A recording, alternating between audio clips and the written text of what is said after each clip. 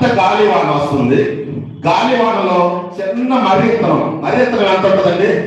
ఇంత ఉంటుంది, కనిపించదు కూడా కనిపించదు. ఒక తాడి చెట్టు ఉంటుంది, ఆకాశం వైపు చూస్తారు, ఎంతో గర్వంతో నేనంటే ఏంటి అనే విధానంతో ఉంటుంది. అప్పుడు మర్రి విత్తనము గాలి కొట్టవేయబడి దాని మొదట్లో పడింది. అప్పుడు ఏమంటది తాడి చెట్టు? ఏమి నా దగ్గరకు వచ్చి నువ్వు ఎంత అల్పదానివి, నేను సొసైటీలో చాలా గర్వంగా ఉన్న వ్యక్తిని, ధన సంపదలో ఉన్న వ్యక్తిని, లేదా పలుకుబడ ఉన్న వ్యక్తిని, నువ్వు నా కాడ నివసించటవా అని. అదే అయ్యా ఏం లేదయ్యా, చిన్నవాడిని నేను ఎంత నీకెంత, నువ్వు పెద్ద భూస్వాముడివి, పెద్ద గొప్ప వ్యక్తి, ఒక్కరోజు ఉండిపోతానని బద్దమాడకూడదు. సరే అని గర్వంతో ఆజ్ఞిస్తాడు. తర్వాత రెండో రోజు ఇంకా ఇంటికి వెళ్ళలేదన్న.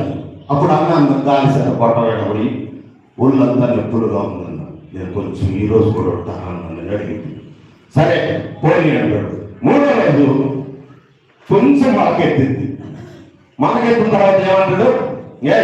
ఇంకా వెళ్ళలేదు అన్న, నా మొలకెత్త నీవు ఆకాశం అంత ఉన్నావు, పెద్ద నువ్వు పొలబడి ఉన్న వ్యక్తి నేనంటాను. కొన్ని రోజుల తర్వాత దారిని పోయే వాళ్ళకి ఆ చెట్టు కనపడదు, తాడి చెట్టు. మర్రి చెట్టు మొత్తం తాడి చెట్టుని కప్పేసింది.